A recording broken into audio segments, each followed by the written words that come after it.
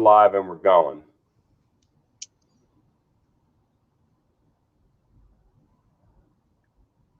Welcome to Golf Business Live. Here's NGCOA CEO Jay Caron and owner of Augusta Ranch Golf Club and secretary of the PGA of America, Don Rea.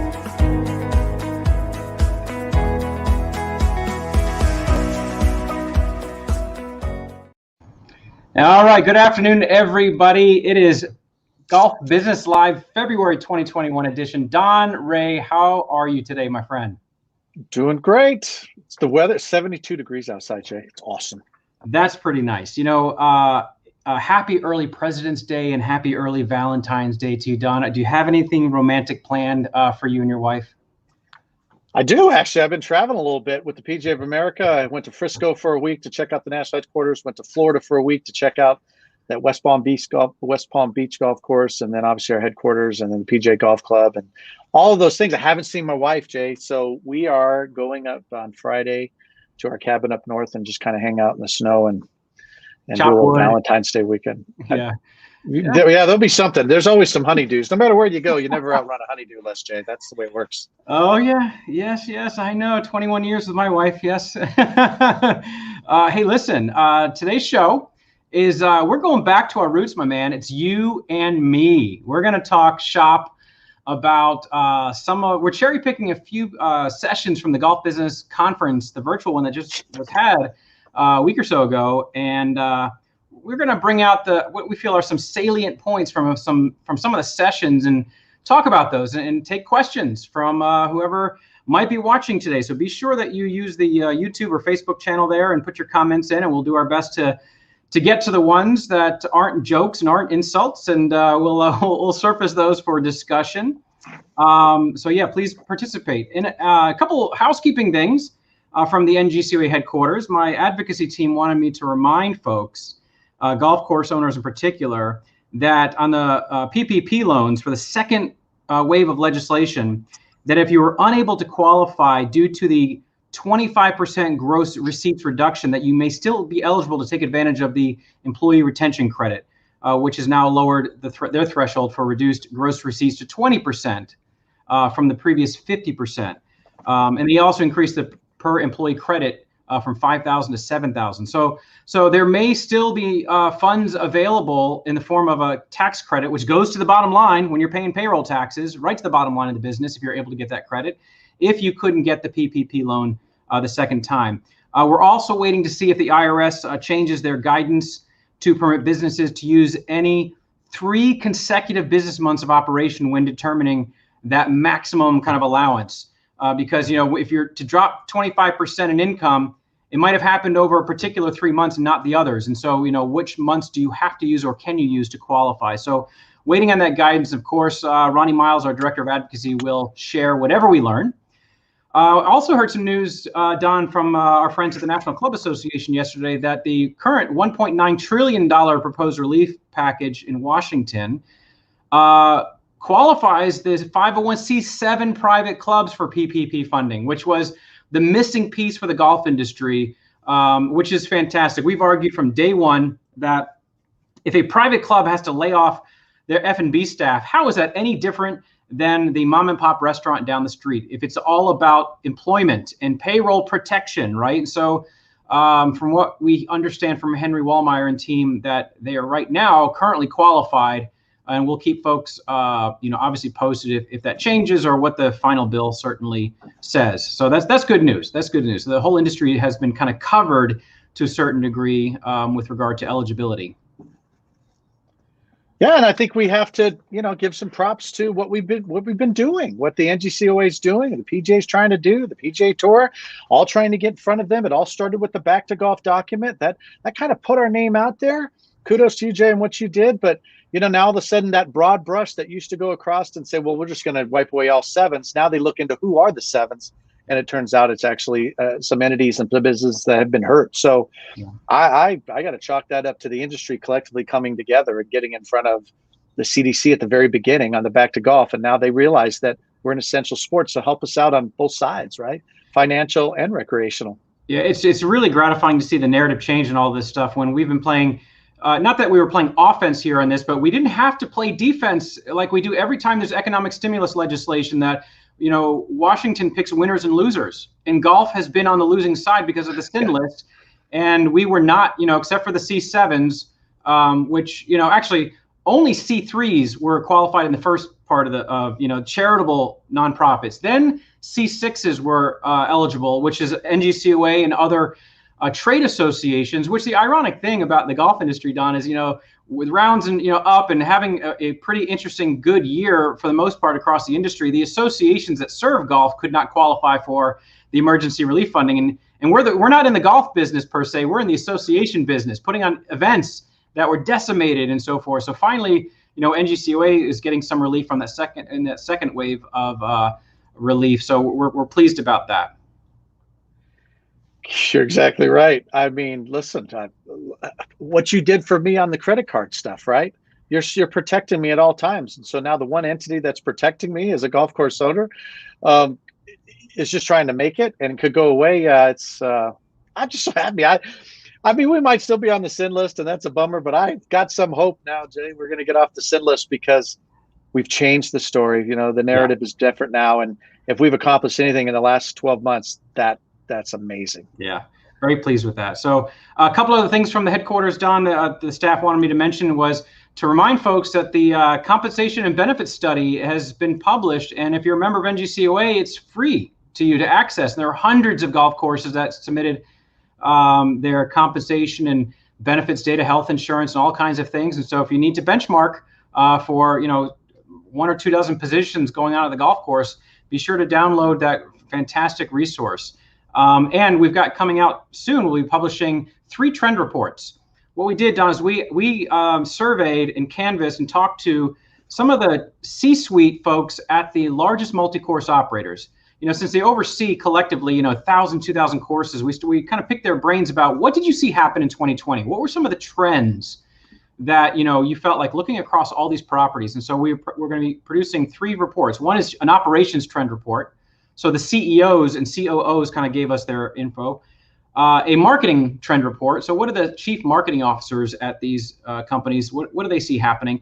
And then an agronomic report from the top agronomic officers as well. So be on the lookout for those publications here soon. So, okay, that's all the housekeeping for today, Don. Again, we're going to talk about some of the sessions at the Golf Business Conference. And I want to lead off with the dynamic duo of Jim Copenhaver and Stuart Lindsay from Pellucid and Edge Hill. They do this annual State of the Industry talk every year. They've been doing it for, I think, 16 years, they said. And they do a fantastic job, as always, delivering a data-driven presentation, excellent food for thought on the macro conditions in golf. And, it's really good to see how they're responding to positive numbers in the industry, right? And I love these guys because they're wonky, they're think tank guys, and it's been not the greatest news over the 15 of the 16 years they've been talking about the state of the industry. So now it's like we had a good year, and in particular, rounds were up, as we know, utilization was up, golf playable hours were slightly down. I think they said it was 2% down for the year. So meaning we had a little bit more rain or, weather that caused for a 2% decline in the playable hours, which means that we outperformed that weather, I guess, anvil. But, as he pointed out, he pointed out that we still have very little visibility into the revenue numbers, because rounds are one thing, but as I often like to say, you don't make payroll with rounds of golf. You make payroll with revenue, right? So, what was your take on what they had to say? I've got a few thoughts, but, what was your primary takeaway from their session?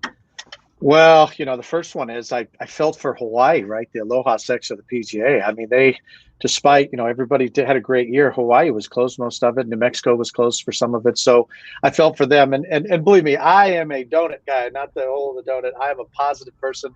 But at first it was like, man, we've got to remember that some markets didn't do quite as well as Phoenix did. But that was it.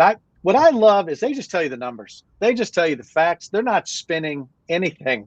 They're basically anti-spin. And that's why sometimes if it's really positive, they're not afraid to say it. They just haven't had a lot of positive stuff. But I think me as a golf course owner, what I liked is that, certainly you can't attribute it to the weather. This was taking advantage of social distancing and what people were seeing. And so what made me feel good is sometimes you get these gut feelings as an owner, like, I think everything's going good and I think I should be doing this. I think it's working, but is it? And that data that they provide, I think is invaluable because, once again, I know it's coming from somebody whose only dog in the fight is to give us good information. So, I mean, I thought I saw Stuart smile a couple times during that, which is amazing.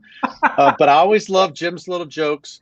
But seeing those rounds clip up and them, and they did a good job. I haven't seen anybody do this yet, but say, how many millions of rounds or golfers came from these new ones, and they're saying it could be 3 to 5 million. That was a good statistic for me because that's what I thought I was seeing out here. But it also just, you got to look at the people who are golfing more. We've got some of that latent stuff happening, but look at this great opportunity, 3 to 5 million people who've never played golf before kicking the tires on our sport. So that was, to me, the best opportunity out there. That's a lot of people. And if we can get them to play 6 times a year instead of 3, we're doing pretty good. Yeah. And Stuart, I love his color commentary. They provide good data, and then they do give their 2 cents afterwards, not spinning the data or anything, but they give their 2 cents afterwards all the time as far as, okay, now what? What are you supposed to do with this? What is this telling you? And they can't help themselves, as everybody, has opinions on what should be done and what have you. And Stuart's worried about this post-COVID situation, and he's like, are we just going to rearrange the chairs on the deck of the Titanic if once this condition changes? And he spent a lot of time talking about and emphasizing the power of email still, right? And I thought, okay, that's interesting. That's good. We're talking about player development still and retention, and he wanted to really talk about the rich data that is almost unexpectedly attached to people's email addresses, right? That big tech companies do this well. They are able to harvest oftentimes what your gender is, how old you are, where you are, the IP address locations of your email address, all kinds of data that can inform target marketing, right? And maybe even your economic level is, are you rich or not, or what have you, right? So the question is, how does the mom and pop operator do anything about that? Because big tech has figured it out. I get emails from some of the big tech companies in golf because I sign up for their list every single day. Every day. And golf courses that I'm on their list, I get an email maybe once a month, except you, I'm on your list, Don, because we sent some friends your way. And so my email is attached to that. And you're certainly a lot more frequent than the typical, but it's not every day. It feels like maybe once a week that I get something from Augusta Ranch. But so what is a small operator supposed to do when they hear about these, these advances in data technology associated with emails? How do you do anything with it? I'm with you. I didn't realize, from phone data or whatever, someone could be standing at your counter and you could have some software that on the screen, it would pop up their picture. That's crazy. What I did like what he said is that email isn't dying. I'm one of those guys. I'm an early adopter kind of person. So I might chase Instagram or Twitter or Facebook, and I'll get on there. But at the end of the day, I could dabble just enough in that and not truly be successful. And now I'm looking at my email database, and I really was, I know there's no condemnation there, but I was like convicted that I'm not doing a good job of segmenting my database. I mean, at the end of the day, you're getting an email, Jay. I have where you live, or at least I should be able to get that. And you're getting an email that says, hey, come play tomorrow. Okay, that's not good. I have a database of restaurant people, and I've tried to get this going, but I need a template from my restaurant so that restaurant people are getting a restaurant email, and it's kind of make them golfers. And then I want my golfer emails going with the golfer template that's trying to get them to eat in my restaurant, because I'm branding both the restaurant and the golf course completely separate. They're two different businesses, different names and different everything, but making them look together, because I'm hoping that organically that's helping me with something that I read about, right? I mean, just trying. But I will say that we've got emails. Email's not dead. The reason email was going dead is because everybody was on their phone. Well, we'll talk about it in a second, but everything is happening on your phone right now, and people are answering their emails on their phone. So open rates on emails is off the charts. It's great. It's what we need to be embracing right now. So the key now is, are you segmenting the new golfers? Are they getting emails targeted to them because they've only played once in the last 6 months? They've never played before that. You should be able to segment that in your point of sale system. If you can't, you've got problems. Get one-to-one, get another company going, because you've got to segment who are the locals, who are the newbies, who are the tourists like you that maybe you want to, I want to get you out here for a little trip. But segment. And at the end of the day, your database is, you've got to utilize it, because if it's just sitting in a room, it could be like that 3-iron that you put in your closet when you bought the hybrid. It's not helping you. Man, those metaphors, they just keep coming. This is great. I think, not to plug any particular companies, but, like if you're working with a one-to-one marketing or some of the golf management software companies that are now offering marketing services, the hope is that they've got the capability to assist you with that. Like, how do you append the data to these emails? So if I go to a golf course and say, hey, I'm Jay Karen, here's my email address. How do they then attach data that I didn't give them, but exists out there in the digital universe that they're able to harvest on my email address and then do something with it, right? And then that's what they use to start segmenting and so forth. My hope is that the larger technology marketing partners in our industry are figuring that out and helping, because some of the largest technology companies in the world are doing it, right? So we got a couple comments here. The Stein family is watching today. We got, Buck Stein is saying, email is still huge. You better be collecting those new golfer email addresses. Could not agree with you more, Buck. And Buck's dad, Bill Stein, is saying that rounds are down in the Florida season. We depend on travel. They lost March and April, which is obviously huge. Great point. I often say, I don't care if an economy is good or bad. You're going to have a bell curve as far as performance in your industry. When I looked at Stewart's or Jim's presentation, that like 1999 was the last year where all the numbers were the best, right? Even in 1999, you had golf courses failing, and on the wrong side of the bell curve. They couldn't make money. They couldn't figure it out, right? And so in the year of COVID, it's certainly those that were dependent on transient golf that were most likely took the biggest hit. Transient golfers, travel golfers, resort golfers that did not have a local market to tap into.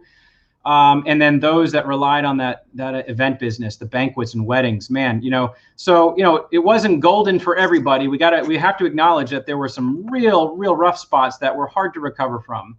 And then someone else here says, we have 95 segments in our email base. So this must be Jeff Hogue. Opening rates are huge when you start to correctly segment. Excellent. Jeff Hogue here. Thanks, Jeff. Appreciate that. All right. So now that, so I'm going to move on to note, because I got a couple more sessions that I want to talk about, but good stuff there. Let's see, I'm going to bring up Harvey's because he's always something here compelling. It's called Email Append. It's not that expensive. There are several data companies that do this. Be careful. There are scam artists too. He does this for clients with a company called V12 Data. Okay. Appreciate that, Harvey. So email append is what all this is called, and work with the right companies. And Harvey, maybe we can do an article or some content about how to look out for the scams. What does a scam look like in this? So let's offer up some education here down the road. Good stuff. Thank you. All right, so I want to move on to actually Harvey's presentation. He and Rob Hoffman from Gallus Golf did a presentation. It was basically about winning the battle on the search engines. When someone types in "find a golf course near me" and winning that battle. So, you can speak to this certainly better than I can, Don, because you're fighting that battle literally, in the search engine. So talk to me about what you felt were the salient points that Rob and Harvey made. It's funny. I guess maybe as a former umpire, I feel like sometimes I'm umpiring. When we do this show, I'm umpiring it, and Harvey's sitting in the front row just waiting for me to miss a pitch.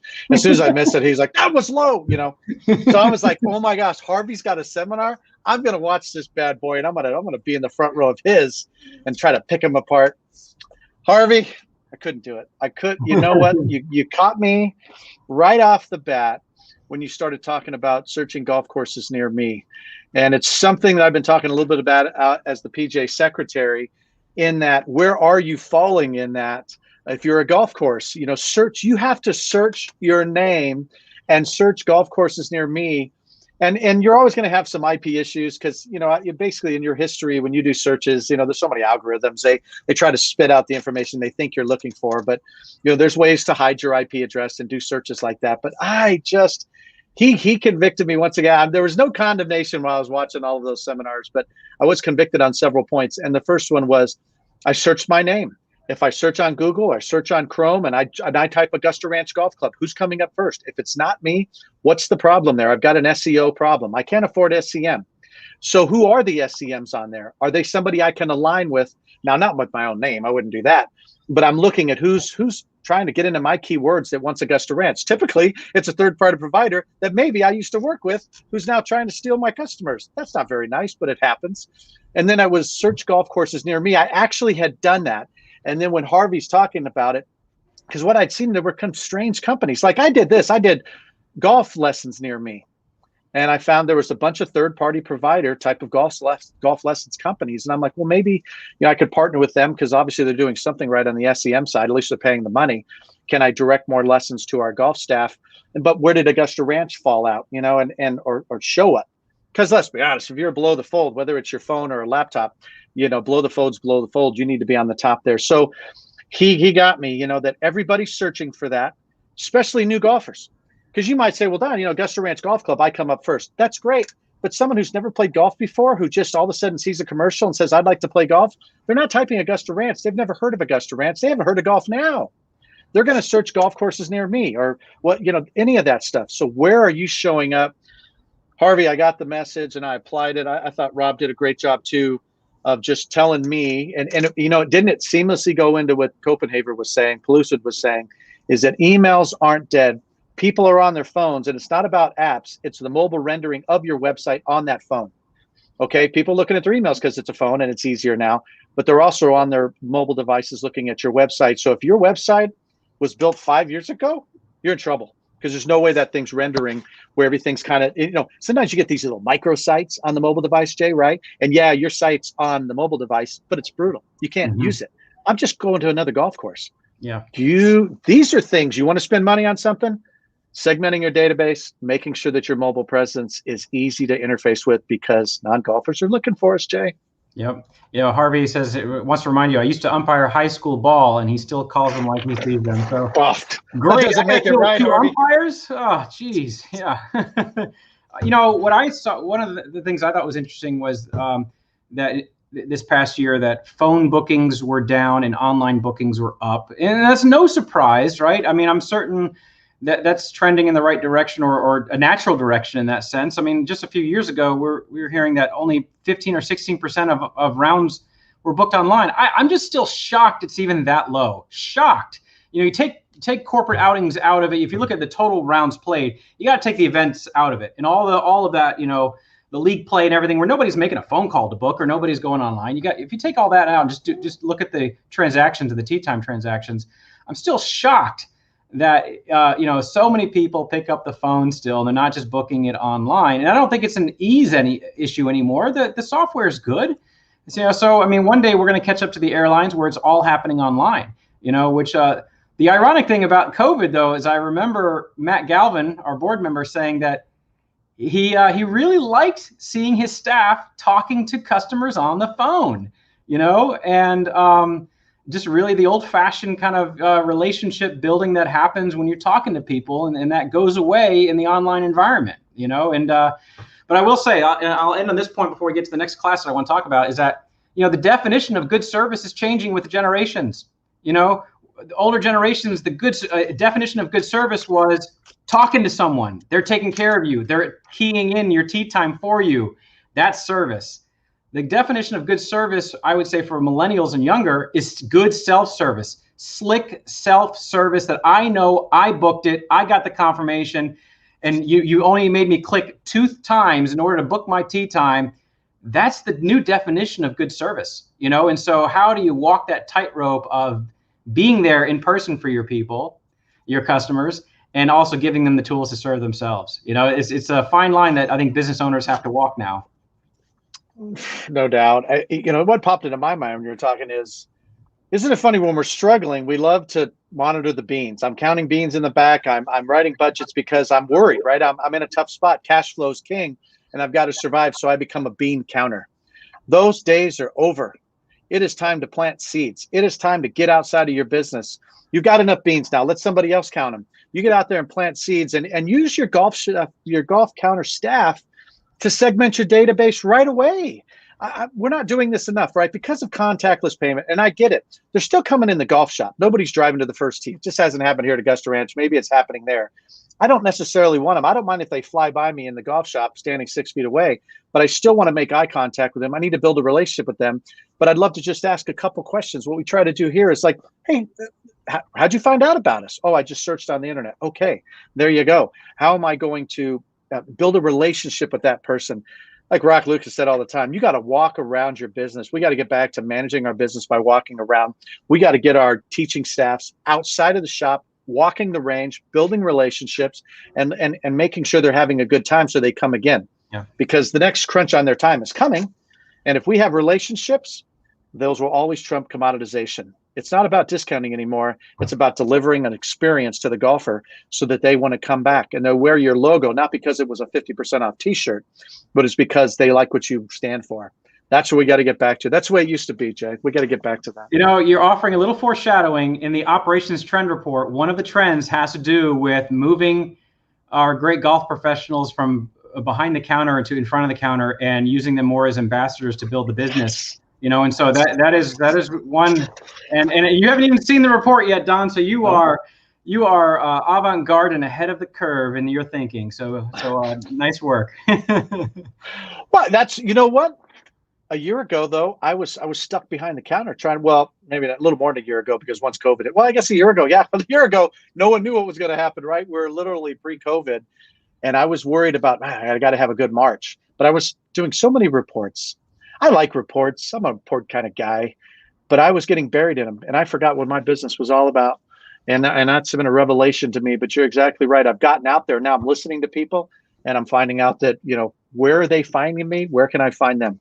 That's all it takes. Well, hey, listen. Let's move on to a couple of more classes that I wanted to talk about. That one of them was on kind of John Last, you know, Sports and Leisure Group, in his trends, his consumer trends and insights and so forth. And he did a ham and egg with Dolph May from Troon Golf, and he talked about the Troon loyalty program and, you know, how successful that has been. But, you know, there was a slide that John showed where it was displaying the top like 7 or 8 reasons why people are playing more golf now. All right, the top reasons. The top 3 responses were in order. Number 1, golf is a safe activity. Okay, so right now in this COVID environment, that was the number 1 reason why people are playing more. Number 2, that there are few or no other options for recreational play. Like, yeah, really. Okay, number 2. Number 3 was I have more time on my hands. Okay, which was a COVID-driven reality for people. So you look at the top 3 reasons, Don, while people are played more golf this year, whether they were you and I playing more golf, avid golfers playing a little bit more, as Jim and Stuart said. He thinks that the average or the typical golfer played maybe 2 more rounds this year than typical or what have you, or it's a returning golfer or a new golfer, whatever it is. Those are the top 3 reasons. And then, you know, then the other reasons are what you expect. I wanted to socialize with friends. I wanted to get outside and all these other. And so, you know, when our conditions return or the COVID, you know, goes away, if you will, you know, as a true pandemic, you know, there's going to be residual effects from this. You know, what will have stuck? You know, who will have stuck? What will have happened, you know, when the top 3 reasons are no longer on the list? Yeah, right. You know what I was thinking when you were talking is Katie and I, my daughter, were watching the Super Bowl, and I just want to see a commercial for golf, right? And there are actually some commercials that reference golf, which was awesome. Mm-hmm. But you're talking about 3 things that non-golfers are now, that's the reason they're playing. That's why they started playing. And if there was another iron that was hot that we had to strike, it should have been during the Super Bowl this year. Man, you know, we're on the defense with Back to Golf. We're doing everything we can. We're advancing our sport. I love what the industry's doing. But one 30-second commercial. $5.5 million. Dude, good money. That's a cost of goods sold, in my opinion, because it would drive. I mean, I'm sorry, but I don't know. I just think it's a missed opportunity because we have the solution to what ails families, what ails our veterans, what ails the mental health, getting people outside, and obviously the physical health of just being COVID safe. And if we keep preaching to the choir, Jay, only the choir listens and no one gets saved. And it bums me out because at some point we've got to run a commercial showing people having fun together, different generations on a grass playing field. Can I get 15 seconds for $1 million, Jay? Because that 15 seconds would be impactful. But it's just, why aren't we leveraging that? Because you're right. Once this changes, and will they come back? Well, we've got to show the programs that are sticky. Do we have sticky programs right now? I don't think we do. They're slippery programs. Yeah. We need sticky golf development programs that make people believe in relationship, not rules, swing, and stance. Well, I think the golf industry's got some connections with CBS Sports, don't we? I think we can talk to them, at least have a discussion about next year's Super Bowl, right? So you're right. It's an opportunity. We should be doing some non-endemic marketing like that. It's a wonderful opportunity. I actually I got a notice today that an interview I did with Cigar Aficionado magazine. I did this interview months ago, and they finally published this this article apparently that just came out, and we were talking about why people are coming to golf and what have you, and my concern about and comparing kind of what's happened last year to the Tiger effect, right? And are you in this one with the rock? Yes, that's the one. I'm gonna read it. Okay, check it out. I'm gonna read it today. Check it out. I got some lighting problems. But what I mentioned is the Tiger effect was this rock star that brought all these people, attracted them to the game of golf. And what's different this time, and we saw what happened. We looked at the numbers, and obviously so many of them didn't stick around. We lost a lot of folks. But when you looked at John Last's list, and you go to number 4 to number 8 or whatever, these are the people came to golf for the very reasons they stick around and play until they're 80 or 90. And so I'm more bullish on this bump in the retention possibilities, even though we don't have the perfect programs out there happening nationwide. There are some great programs out there, no question about it. But as a whole, as a macro issue, we still have, we haven't cracked that code perfectly yet. But I'm just more hopeful that the trappings of golf that brought these people are going to be the same reasons that keep them sticking around, right? So I'm a little bit more hopeful on the organic retention possibilities here. Me too. I'm excited. And I believe the industry, you know what? It's crazy too, is that Back to Golf document, collectively, the industry came together to protect golf. So now let's have the industry together to promote golf. I know Golf 2020, I get it, but it was a long time ago. Some of our golf professionals and owners never even heard of Golf 2020. I know. So can we get together to, I don't know, rally the troops for some commercials on some non-golfer stuff, or just some initiatives that really work? You want to bring up Pellucid. I mean, Copenhagen and Stewart have been talking about it a long time. It's like, when are we going to do something like skiing where, you rent the skis and you go out there and have a good time, even if it's a bunny hill? When are we going to start listening to basically, because I would consider Jim and Stewart, they both play golf, but they have this non-golfer perspective. But we all sit in the same room talking about what feels good and what we've done in the past. It didn't work. Yeah. We struck out when Tiger was knocking it in from 30 feet. When are we going to start talking about golf in the terms of, like you said, which keeps them coming, which is family, which is fitness, which is foundations, because we raise more money for foundations than all the sports combined. It's ridiculous. You talk about Katie, her generation, they want to give back. They want to make a difference. They want to spend time outside. They want to spend time with their friends. Winner. Come on. We check all the boxes, but we're not showing anybody what we do. And so when are we going to change that? It's time. It's time, man. Let's do it. Yeah. I've had the benefit of some historical perspective. I was on staff at NGCOA when Golf 2020 started and all this. I left the industry and came back. And what I saw this past year, the golf industry come together and effectively face literally an existential threat. We treated the situation like an existential threat. The problem with how we treated the precipitous decline in participation was we didn't act like it was an existential threat, because it was such a small marginal change each and every year. But just like compound interest, the magic of compound interest, when you're declining by 1 or 2% a year, man, it doesn't take long before you start feeling that in a serious way. So if we start treating the arc of decline, because 2020 was a bit of an anomaly, the arc of decline, as though it's an existential threat, then maybe we'll get more serious and we'll come together. And it just takes a different perspective on looking at that, because that's, you don't feel it when it's a 1% decline as an industry, but you certainly feel it when the government has shut you down for 6 weeks or 8 weeks or whatever it is, right? And so we need to bring that same mentality to the anti-attrition kind of strategy. I agree with you. We can do it. We can do it. We just got to have a plan. I mean, you're right. You know, how did I all of a sudden gain 20 pounds? It wasn't one time. You know what I mean? It was a pound a day. It was all those carbs. But I'm with you. I mean, heck, that's the reason I ran for secretary. I'm so excited about our opportunity. It's an existential opportunity that we're going to take advantage of. And I think when it comes down to it, it's all about relationship. We've got to get people out there, tell them, thank you for coming, welcome and appreciated, right? When they show up, let's make them feel welcome. When they leave, let's feel them appreciated. And then pretty soon they're sitting around the house going, what should we do today? Why don't we go hit golf? I got a quick story. I got to tell you the story. Everybody's hitting balls. My range tee is jacked up. I'm putting tarps on it because there's no grass left. I mean, it's ridiculous, right, Jay? And so they're buying our range card, right? $15 for the price of 10. It's great. So on clean pick nights, when people show up, you know, they hate it. Oh, clean pick, sorry, range is closed. It's always a bummer. What we do is say, hey, if you got the range card, you can go play golf for 1 bucket, or you can have a cart with golf for 2 buckets, and we mark their card and they go out and play because it's, you know, it's twilight time. It's 4 or 5. So these 2 guys show up and Josh behind the counter is like, hey, sorry, man, it's clean pick. What's that mean? Well, it means you got to pick up all the golf balls because we're going to mow tomorrow morning. Oh, well, you guys can go play. And the guy looks at everybody, goes, I've never played golf before. What do you mean? Josh's like, what? Dude, they've been hitting balls. They're like top golfers. Come on, that is who's in our shops. But we're speaking Chinese to them. I don't know if I can say that. Can I say that anymore? Can I say we're speaking a different language, a foreign language to them in terms and vernacular they don't understand. At the end of the day, they don't even know where the first tee is or how to drive a golf cart.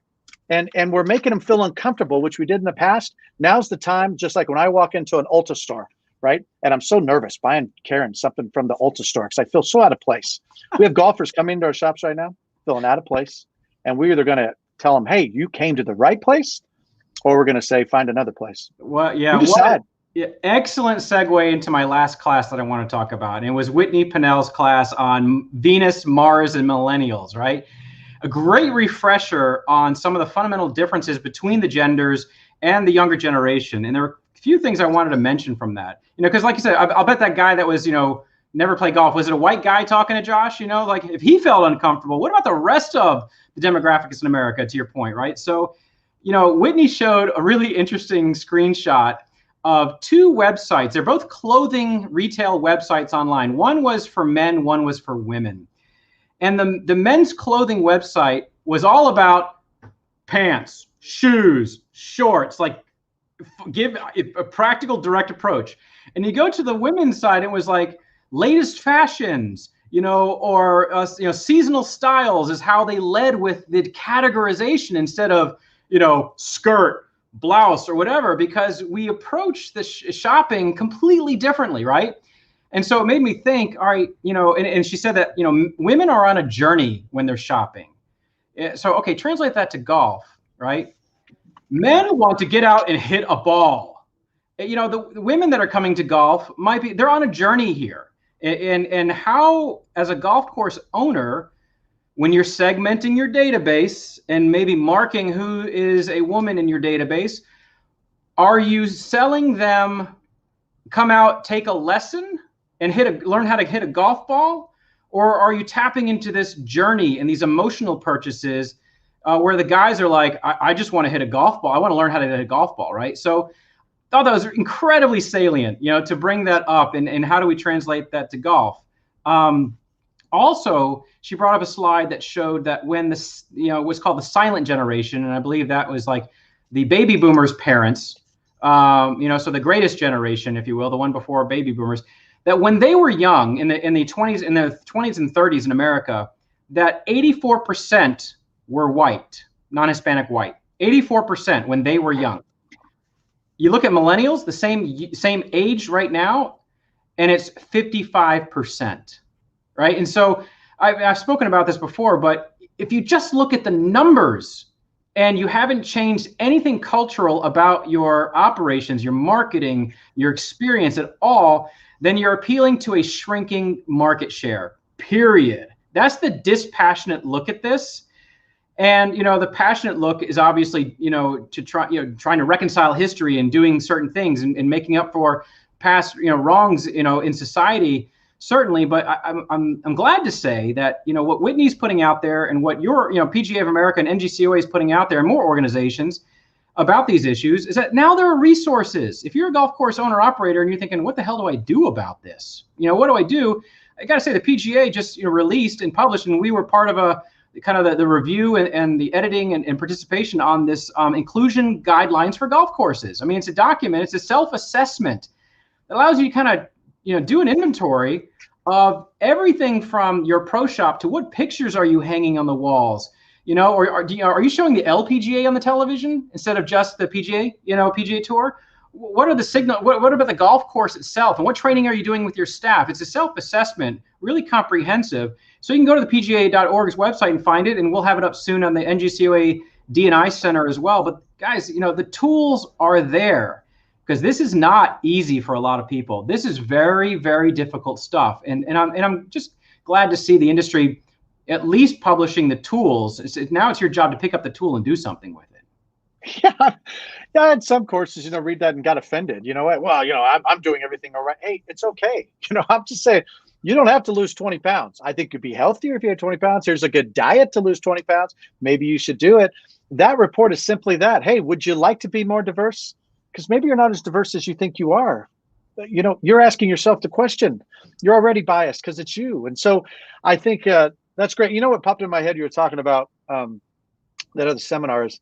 Flyers, and I just thought of this, and I don't do this, but I'm like, wow, this is brilliant. I put the same flyer in the women's restroom as I do the men's. I make 5 copies. I put them on the front doors of the golf shop, and then I put them in the men's and women's restroom. All the same. I can segment right away. Any flyer that's in the women's should be directed at women. Same program, Jay, but pictures of families, and the price could be super small because Karen loves little small prices, Jay. She likes big descriptions and little prices. That's my wife. I love her. Men want big prices and little descriptions. They just want to know how much did it cost? What am I going to get? Our flyers should do that in the men's and women's room. And I'm thinking too, my restrooms are in the restaurant. So granted, golfers are going in there, but the majority of, at night when everybody's going in there, my restaurant's killing it and doing a great job. Those are non-golfers. So I've got to have some of those flyers in my restroom that are also applying to non-golfers, even though I'm at a golf course. Because am I going to use my restaurant that loses money every month to gather more golfers, which make me money? Or am I just going to look at it as a loss leader? If it's a loss leader, that's a good thing. But I don't think we're utilizing our restaurants and trying to claim more golfers. I'm convicted once again, Jay. This is like I feel like it's an intervention on Don Rea's business. I'm feeling better already. Well, I'm glad we can be of help here. I'm going to surface a question from our illustrious president, Steve Graybill, for Don. As someone that has their season in full swing, what can we learn from you about what the new golfers are asking for and what is working for you entertaining them? They're just asking for a smiling face, Steve, in my opinion. I think it's once again, it's the front of the house staff. Just go, hey, have you been here before? No, I've never been here. You play golf? Less than 2 simple questions before you run their credit card. You can segment them right away.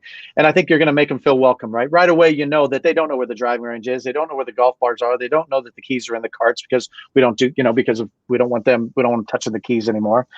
So I think it's that. I think, one thing I did right away, I mentioned this a long time ago, is somebody came, bought a bunch of buckets of balls, and they're like, where are the clubs? Because they thought I was Topgolf. Now we've got a big staff bag. Everybody's got that old staff bag that's sitting in the back room. We just piled a whole bunch of clubs in there and said, use them for free. If you want to buy them, they're $5. That's it. And I really should just give them to them for free because there are all those lost clubs. We all have 150 lost clubs at our golf courses. Why do we even care? I don't even know why I put $5, although that $5 does go to charity. So I'm trying to get something out of it for the charity. But why not have a big bag of clubs that just says, take one, use it. They're free. We probably get rid of all those lost clubs, Jay, because we never know what to do with them. First Tee only picks up a few of them. So, that's what I would say is think about Don Rea walking into Ulta. What makes him uncomfortable? I don't know where I'm going. I don't know what I'm getting.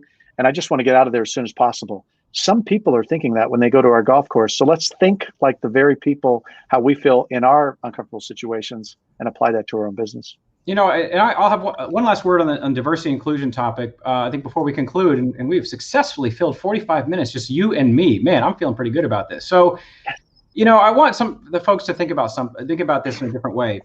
I think a lot of business owners will say, I'm not against women. I'm not against people of color. My door is open to anyone. We don't discriminate, kind of. I want to say that being not against is not the same as being for.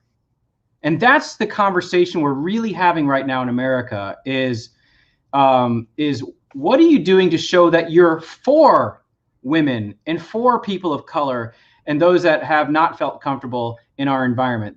That's how you have to look at this. And I think that self-assessment that Lynette Carty and others at the PGA put out is really to try to inventory how much are you demonstrating that you're for folks that need to feel comfortable, right? So so I'll close with that. But listen, hey Don, thank you for another great show here, February 2021. Look forward to jumping back on Golf Business Live in March next month. But for everybody, if you enjoyed the snippets that we talked about today for the classes, there were several more. I encourage you to go to golfbusinessconference.com, and you can register for the on-demand workshops and sessions. They're really great to sit through. Each one is about 40 minutes long, so just long enough like an episode of television, and take some notes. Really, really great stuff. So I encourage you to go and register for the on-demand content.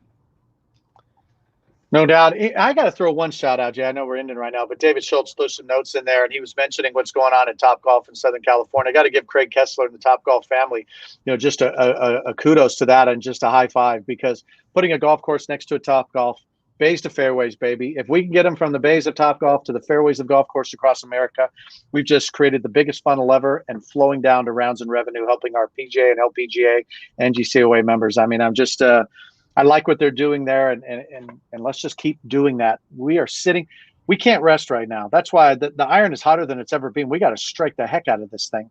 And so all the things we talked about today are in it. Watch those videos. Those videos, they're not going to condemn you, but they might just convict you into changing your ways and coming to the promised land of a business that looks more like America. Preach on, brother.